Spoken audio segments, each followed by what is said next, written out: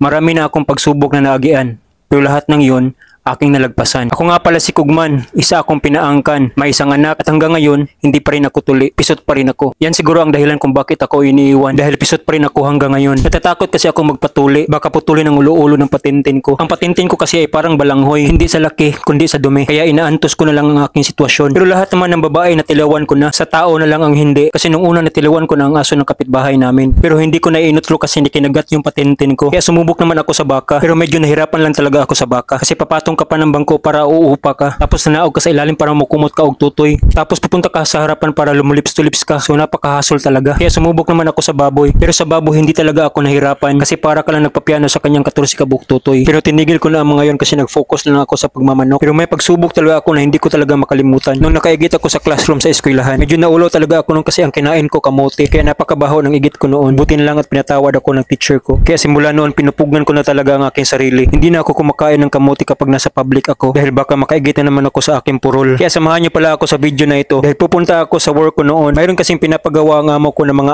ID ng elementary dito sa aming lugar. Ako lang kasi ang sinasaligan niya na gumawa nito, kaya nag-iris talaga ako sa pinakakusog ko na outfit para hindi ako mahalata na hindi ako naligo. Nahahadlo kasi ako sa tubig kasi napakaginaw. Hindi na rin ako nagtoothbrush kasi tinatapol ako. Kaya nandito na ako sa shop ng aking amo at sinusugdan ko na ang mga ID sa pagputol. Kailangan mo talagang isight-sight yung ID sa kanyang hulmahan para hindi maputol yung mga linya-linya sa ID. Ang mga ID pala na ginagawa ko dito ay simula kinder hanggang grade 6. Kaya medyo marami-rami talaga aking himuin na ID. Hindi ko alam kung makakasugakod ba ako nito kasi ang agahan ko lang ngayon ay manchanitas. Wala na kasi kaming makain sa bahay kasi yung pera namin naubos na sa scatter. Kaya pala ako ang pinatrabaho ng amo ko dito kasi yung mga trabahante niya puro walay buot. Itong isa hindi marunong magbasa kasi grade 2 lang yung nahuman. Itong isa maganda sana kaya lang bungol tapos laging tumutulo ang laway. Ito namang isa nandudura ng mukha kaya puro laway lang yung sanina niya. At ito namang isa pala tulon. Bigla na lang niyang kikirig sa kanyang inuupuan. Kaya ako na lang talaga natrabaho sa lahat ng ID kasi hindi maaasahan ng mga kasama ko. Marami na nagtatanong kung anong ginagawa ko kapag mutukar ang akong ulag kasi wala pa akong asawa so saan ko nilalabas ang aking ulag. Kaya ang sabi ko na sa kanila na yung punuan sa saging ang tinitira ko. Kaya yung mga saging namin ay mga butas na sa katawan kasi doon ko nilalagay ang aking patenten. Pero minsan pinapaipitan ko na lang sa prutahan para mawala yung ulag ko. Kaya dito sa time na ito nagprint muna ako sa mga ID kasi di madala ng kaysa yung pagprint sa mga ID kasi napakadami. Ang oras pala dito ay 12:00 na kaya ginugutom na ako kasi yung pamahaw natin ay manchanitas lang. Yung isang adlaw ang kinain ko lang ay dahon sa santol. Kaya kumain talaga ako ng daghan dyan para hindi tayo mapatol. Lain kasi ako kapag mutukar na yung patol ko. Hindi ako kumikirig kapag pinapatol ako. Kung hindi naghihikap ako ng mga patenten ng mga kasama ko. Nagpa-check up na ako noon kung ano bang dapat gawin sa aking patol. Kasi hindi ako kumikirig pero naghihikap ako ng mga patenten. Pero sabi ng doktor na hindi daw yun patol. Basta sunod daw akong klaseng pagkatawo. Kasi aside sa paghihikap ko ng mga patenten, ay sinisiraan ko ang mga kasama ko sa trabaho. Kaya hindi na ako nagpa-check up mula noon. Kasi gusto ko talagang manira ng mga kasama ko sa trabaho. Kaya bago ko tapusin ang vlog na ito, ay mag-iiwan ako ng isang kasabihan. Bahalag itom kaugbugan basta nindot lang kaugbatasan.